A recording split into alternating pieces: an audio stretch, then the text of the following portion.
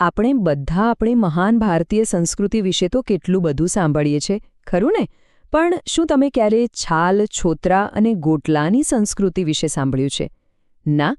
સાંભળ્યું હોય તો ચાલો આજે આપણે બકુલ ત્રિપાઠીના આ મજેદાર અને સાથે સાથે આપણને વિચારતા કરી દે એવા નિબંધને એકદમ સરળ રીતે સમજીએ.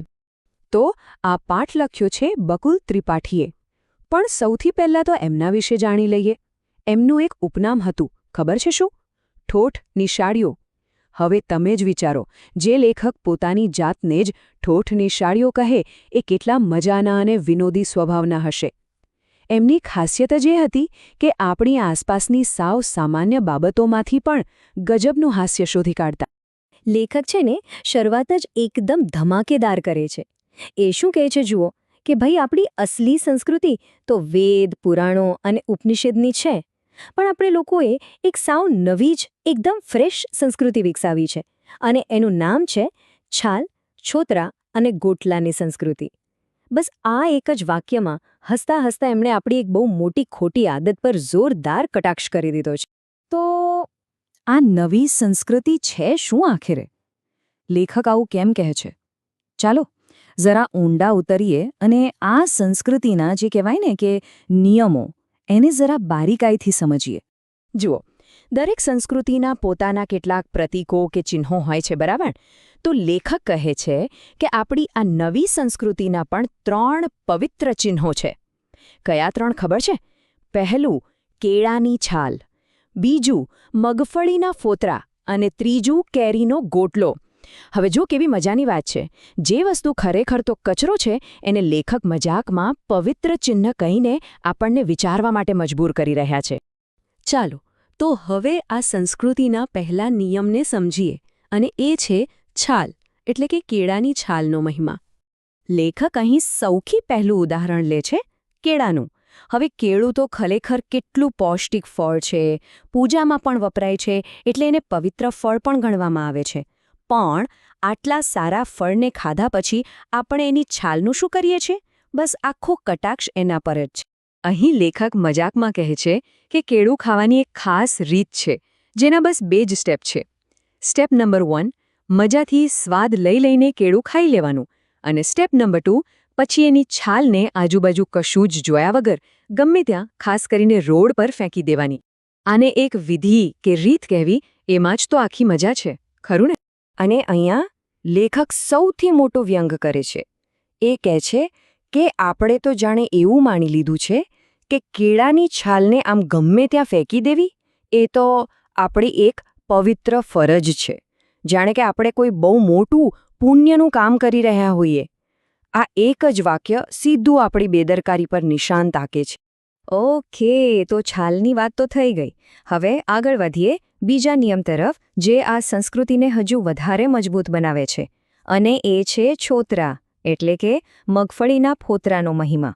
લેખક પૂછે છે કે મગફળીના ફોતરા ક્યાં જોવા મળે? અને પછી જવાબ પણ પોતે જ આપે છે. બગીચામાં? હા, ત્યાં તો હોય જ. સિનેમા હોલમાં? અરે ત્યાં પણ. ઓફિસના કમ્પાઉન્ડમાં કે પછી સ્કૂલના ક્લાસરૂમમાં? મતલબ કે બધે જ, સર્વત્ર. એવું લાગે જાણે આપણે જ્યાં જઈએ ત્યાં આપણી હાજરીની નિશાની તરીકે આ ફોતરા પાછળ છોડતા જઈએ છે. આ લિસ્ટ બીજું કંઈ નહીં પણ આપણી ગંદકી ફેલાવવાની આદતનો પાક્કો પુરાવો છે. આ ફોટો જુઓ એટલે બધું સમજાઈ જશે.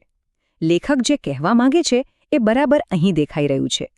આમ ગમે ત્યાં વેરવિખેર પડેલા આ ફોતરા જાણે આપણી આ સર્વવ્યાપી, એટલે કે બધે જ ફેલાયેલી સંસ્કૃતિનો ધ્વજ લહેરાવી રહ્યા છે. તો છાલ અને છોતરા પછી હવે વારો છે આ સંસ્કૃતિના ત્રીજા અને કદાચ સૌથી શક્તિશાળી પ્રતીકનો, અને એ છે કેરીનો ગોટલો. હવે અહીંયા લેખક એક બહુ જ રસપ્રદ સરખામણી કરે છે આપણી અને બીજા દેશના લોકોની આદતો વચ્ચે. આપણે શું કરીએ? કેરીનો રસ મજાથી પીએ અને પછી ગોટલો ગર્વભેર ગમે ત્યાં ફેંકી દઈએ. જ્યારે અમેરિકા જેવા દેશોમાં લોકો શું કરે? એ લોકો સફરજન ખાય, પણ એના બીજ અને છોતરાને વ્યવસ્થિત રીતે પ્લાસ્ટિકની બેગમાં મૂકીને કચરાપેટીમાં નાખે છે. આ એક નાનકડી વાત જ બતાવે છે કે એક નાગરિક તરીકેની જવાબદારીમાં કેટલો મોટો ફરક છે. અને વાત અહીં અટકતી નથી. લેખક તો હસતા હસતા ત્યાં સુધી કહે છે કે આપણે તો ચાલતી ગાડીઓ અને બસોમાંથી કોટલા ફેંકવાની એક નવી રાષ્ટ્રીય રમત જ શોધી કાઢી છે. જાણે ઓલિમ્પિકમાં ગોટલા ફેંકની કોઈ સ્પર્ધા ના રમાતી હોય. આ વિચાર ભલે આપણને હસાવે, પણ આપણી આદત પર આનાથી મોટો કટાક્ષ બીજો કોઈ ન હોઈ શકે. તો આટલી બધી હસવાની અને મજાકની વાતો થઈ, પણ સવાલ એ છે કે આ બધી મજાક મસ્તી પાછળ લેખકનો અસલી ઈરાદો શું છે? એ આપણને ખરેખર કહેવા શું માંગે છે? લેખક અહીં જે સાહિત્યિક શૈલીનો ઉપયોગ કરી રહ્યા છે એને કહેવાય કટાક્ષ. હવે કટાક્ષ એટલે શું? એકદમ સરળ ભાષામાં સમજીએ તો કોઈની ભૂલ એને સીધી કહેવાને બદલે હસાવીને, મજાક કરીને કે વાતને થોડી વધારીને કહીને એ ભૂલ તરફ એનું ધ્યાન દોરવું. બસ લેખક અહીંયા એ જ કરી રહ્યા છે.